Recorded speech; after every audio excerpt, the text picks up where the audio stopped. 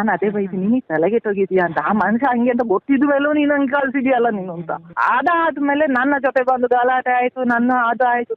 ಆ ಟೈಮಲ್ಲಿ ನನಗೆ ಬಂದು, ಆಂಟಿ ನಾನು ಇದ್ದೀನಿ ನಿಮ್ ಜೊತೆ, ಬೇಜಾರ್ ಮಾಡಬೇಡಿ ಅಂತ ನನ್ನ ಜೊತೆ ನಿಲ್ಲೋದ, ನನ್ನ ಜೊತೆ ಗಲಾಟೆ ಮಾಡೋದು. ಕೊನೆ ಮಾತು, ನೀನು ಎಲ್ಲಾ ಬಿಟ್ಟು ಬಂದು ಟ್ವೀಟ್ ಮಾಡಬೇಕು, ನಾನು ಇನ್ನು ಯಾವ ಸಿನಿಮಾನು ಮಾಡಲ್ಲ ಅಂತ ಹೇಳ್ಕೊಂಡು ಟ್ವೀಟ್ ಮಾಡ್ಬೇಕು. ಆಯ್ತು, ಅದೆಲ್ಲ ಆಯ್ತಾ, ಹೋಯ್ತು. ಚಿಕ್ಕ ಮಕ್ಕಳು ಏನೋ ತಪ್ಪು ಮಾಡಿದ್ದಾರೆ ಅಂತ ಹೇಳ್ಕೊಂಡು ದೊಡ್ಡವರು ಸುಮ್ಮನೆ ಇರ್ಬೇಕಾ ಬೇಡವಾ? ಇವರ ತಾಯಿ ಫೋನ್ ಮಾಡ್ಲಿಕ್ಕೆ ಸ್ಟಾರ್ಟ್ ಮಾಡಿದ್ರು, ನನ್ನ ಹತ್ರ ಮಾತಾಡ್ಲಿಕ್ಕೆ ಧೈರ್ಯ. ಇವರ ತಾಯಿದು ರಶ್ಮಿಕನಿಗೆ ಇವನೇ ಹೇಳೋದು, ಮಾಡು ಅಮ್ಮನಿಗೆ ಮಾಡು. ಆಯ್ತು ಸರಿ ಅಪ್ಪ, ಗೊತ್ತಲ್ಲ ನಿಮ್ಗೆ ಅದು ಅಂತ ಹುಡುಗಿ ಏನಲ್ಲ ಪಾಪ. ಆಯ್ತಪ್ಪ, ನಿನ್ನ ಅಮ್ಮನ ಹತ್ರ ಮಾತಾಡಿ ನನಗೆ ಅಂತ ತೊಂದರೆ, ಮಾಡ್ತೀನಿ ಬಿಡು, ನಂದೇನು ಹೋಗಲ್ಲ. ಅವ್ರ ಅಮ್ಮ ಮಾಡಿದೇನು ಕೆಲಸ ಗೊತ್ತಾ? ನಿನ್ನ ಅಮ್ಮ ಬಂದು ನನಗೆ ಸಾರಿ ಹೇಳ್ಬೇಕು ಅಂತ.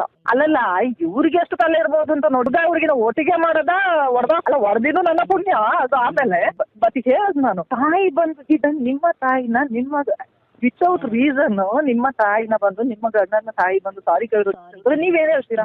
ಅವ್ರಿಗೆ ನಾವು ಬೆಳೆಸಿದ ನೋವು ಅವ್ರಿಗೆ ಇರೋದಿಲ್ಲ. ಅದು ನನಗೆಲ್ಲ 10 ಜನರಿಗೆ ಸಹಾಯ ಮಾಡಿ ಗೊತ್ತು ಹೊರತು ನನಗೆ ಸಾರಿ ಅಂತ ಹೇಳಿ ಎಲ್ಲ ನಾನು ಬದುಕಲೇ ಇಲ್ಲ. ನಾನು ಆ ತರ ತಪ್ಪು ಮಾಡ್ಕೊಂಡವಳೆ ಅಲ್ಲ. ಆಯ್ತಾ, ತಾಯಿದು ಡಿಮಾಂಡ್ ಆಯ್ತು, ಅಣ್ಣನ ಹೆಂಡತಿದು ಡಿಮಾಂಡ್ ಆಯ್ತು, ಎಲ್ಲ ಬಿಟ್ಟು ಬಂದು ಅಣ್ಣಂದು ಹೆಂಡತಿದು ಫೋನು, ಇವ್ರದ್ದು ತಾಯಿದು ಫೋನ್ ಎಲ್ಲ ಹೊರಗೆ ಎಲ್ಲ ಆಗಿ ಸೀನಿಗೆ ಒಳಗೆ ತುಂಬಾ ನಡೆದಿದೆ. ನಾನೊಂದು ಸ್ಟ್ರಾಂಗ್ ಆಗಿ ಇರೋದಕ್ಕೆ ಬಚಾವ್. ಕರ್ನಾಟಕನೇ ಹೇಳ್ತಾ ಇದೆ, ಅವಳು ಹೋಗುವಂತ ಸ್ಟೈಲಿಗೆ ನಮ್ಮ ಹುಡುಗಿ ಹೆಂಗ್ ಬೆಳೀತಾ ಇದ್ದಾಳೆ ಅಂತ ಹೇಳ್ಕೊಂಡು ಖುಷಿ ಪಡುವ ಟೈಮಲ್ಲಿ ಏನು ಕೆಲಸ ಇದ್ರು ಇದನ್ನ ನಾವು ಹೇಳ್ಬೇಕು. ನಮ್ಗೇನ್ ದರ್ದ ಆಯ್ತಾ? ಒಂದು ಎಲ್ಲ ಏನು ವಿಷಯ ಇದ್ರು ಇವನು ತಲೆ ಹಾಕೋದು. ನಾನು ಯಾವ ಗ್ಯಾರಂಟಿಯಲ್ಲಿ ಮದುವೆ ಮಾಡಿ ಕೊಡ್ಲಿ ಇವ್ರಿಗೆ? ಒಂದು ಹೆಣ್ಮಗು ನಾನು ಕೊಡೋದು ಬೇಡವಾ ಅವ್ರಿಗೆ? ಆ ಗ್ಯಾಂಗಿಗೆ ನಾನು ಕೊಡೋದು, ಗಂಡನಿಗೆ ಹುಡುಗನಿಗೆ ಕೊಡೋದು, ಇವ್ರ ಮ್ಯಾನೇಜರ್ಗೆ ಇವ್ರ ಪ್ರೊಡ್ಯೂಸರ್ಗೆ ಅಲ್ಲ. ಏನು ಕೆಲಸ ಆಗ್ಬೇಕಾದ್ರೆ ಕೇಳ್ಬೇಕು ನಾನು. ನನಗೆ ಈಗ ಅದರ್ಧ ಇದೆಲ್ಲ ಅವನ್ನ ಕೇಳ್ಕೊಳ್ಳಿ ಅಂತ. ಈ ಮನುಷ್ಯ ಯಾವ್ದು ಆಗೋದಿಲ್ಲ ಇವನಿಗೆ. ಕೊನೆ ಮಾತು, ನೀನು ಎಲ್ಲಾ ಬಿಟ್ಟು ಬಂದು ಟ್ವೀಟ್ ಮಾಡಬೇಕು, ನಾನು ಇನ್ನು ಯಾವ ಸಿನಿಮಾನು ಮಾಡಲ್ಲ ಅಂತ ಹೇಳ್ಕೊಂಡು ಟ್ವೀಟ್ ಮಾಡ್ಬೇಕು. ಏನಾಯ್ತು ಅಂತ ಹೇಳಿದ್ರೆ, ನಮ್ ರಿಲೀಸ್ 15 ಈ ಸೀನ್ ಹೊರಗೆ ಬಂದ ಮೇಲೆ ಏನಿದೆ ಇದ್ರಲ್ಲಿ ಅಷ್ಟು ಕೆಟ್ಟದ್ದು?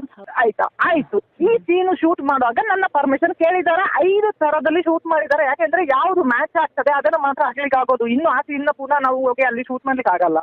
ಆ ತರ ಸೀನ್ ಶೂಟ್ ಮಾಡಿದ್ದಾರೆ. ಯಾಕೆಂದ್ರೆ ಈ ತರ ಕ್ಯಾರೆಕ್ಟರ್ ಸಿಕ್ಕಿದ ಮೇಲೆ ಅದು ಒಂದು ಸೀನ್ ನಾನು ಪರ್ಮಿಷನ್ ಕೊಡ್ಲಿಲ್ಲ ಅಂದ್ರೆ ಆ ಮೂವಿಗೆ ಒಂದು ಕಂಪ್ಲೀಷನ್ ಬರೋದಿಲ್ಲ. ಇಲ್ಲಿ ಆಗಿನ ಮಿಸ್ಟೇಕ್ ಏನಂತ ಹೇಳಿದ್ರೆ, ಓದ್ಕೊಂಡು ಸೋಷಿಯಲ್ ಮೀಡಿಯಾದಲ್ಲಿ ಬಂದಿರುವ ಹಾಗೆ ಮೀಡಿಯಾದವರು ಮೋಸ್ಟ್ಲಿ ಯಾವುದೋ ಒಂದು ಟಿವಿ ಅವರು ಕೇಳಿದ್ರಂತೆ, ನನ್ನ ಪ್ರಾಜೆಕ್ಟ್ ಕೇಳುವ ಅವಶ್ಯಕತೆ ಮೀಡಿಯಾದವ್ರಿಗೆ ಏನಿತ್ತು. ಕೇಳಿರುವಾಗ ಅವ್ರು ಕೊಡಬೇಕಾದ ರಿಪ್ಲೈ ಏನು ಕಮ್ಮ ಅಂತ ಮಾತಾಡಿ, 21 ವರ್ಷದ ಹುಡುಗಿನ 35 ವರ್ಷದ ಹುಡುಗನಿಗೆ ಒತ್ತಿದೆ ನನ್ನ ದೊಡ್ಡತನ. 2 ಗಂಟೆಗೆ ಇದು ಮುಗ್ದಿದೆ, ಏನು ಇಂಟರ್ವ್ಯೂ ಮುಗ್ದಿದೆ. 2 ಗಂಟೆಗೆ ಇವ್ರು ಹೇಳ್ತಾ ಇದ್ದಾರೆ, ಕಾರ್ ತಗೊಂಡು ಬಾ ಬೆಂಗಳೂರಿಗೆ ಅಕ್ಷಿತನ ಹೋಗ್ಲಿಕ್ಕೆ.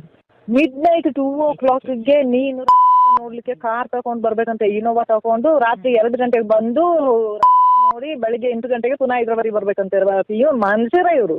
ನಾನು ಆ ತರ ನನ್ನ ಮಗಳಿಗೆ ಏನಾದ್ರು ತೊಂದರೆ ಆದ್ರೆ ಯಾರು ಹೊಣೆ? ನಿಮಗೇನು? ನಿಮಗೆ 1000 ಹುಡುಗಿ ಸಿಗ್ತಾರೆ, ಮದ್ವೆ ಆಗ್ತೀರಾ. ನನ್ನ ಮಗಳಿಗೆ ಏನಾದ್ರು ರೋಡಲ್ಲಿ ತೊಂದರೆ ಆದ್ರೆ ಯಾರು ಹೊಣೆ ಅಂತ ಕೇಳಿದ್ರೆ ಅಲ್ಲ, ನಾವ್ ಹಂಗಲ್ಲ. ಅದು ನಿಜವಾಗ್ಲೂ ಆಗ ಮಾತ್ರ ಒಂದೇ ಒಂದು ಮಾತು ಹೇಳಿದಂದ್ರೆ, ನಾನು ಬರ್ಲಿಕ್ಕೆ ಆಗಲ್ಲ, ಇವತ್ತಿನ ದಿನ ನನಗೆ ಪ್ರೆಸ್ ಅವರೇ ಇಂಪಾರ್ಟೆಂಟ್. ಸತ್ಯ ಇರೋದೇ ಬೇರೆ. ಈ ಹುಡುಗಿಗೆ ತಲೆ ಬೇರೆ ಸರಿ ಇಲ್ಲ. ನಾನು ಅದೇ ಬೈತೀನಿ, ನೀ ತಲೆಗೆ ತೆಗಿತೀಯ ಅಂತ. ಆ ಮನುಷ್ಯ ಹಂಗೆ ಅಂತ ಗೊತ್ತಿದ್ಮೇಲೂ ನೀನು ಹಂಗೆ ಕಳ್ಸಿದ್ಯಲ್ಲ ನೀನು ಅಂತ. ಅದಾದ್ಮೇಲೆ ನನ್ನ ಜೊತೆ ಬಂದು ಗಲಾಟೆ ಆಯ್ತು, ನನ್ನ ಅದು ಆಯ್ತು. ಆ ಟೈಮಲ್ಲಿ ಗಮನಿಸಿದ್ರಲ್ಲ, ಇದು ರಶ್ಮಿಕಾ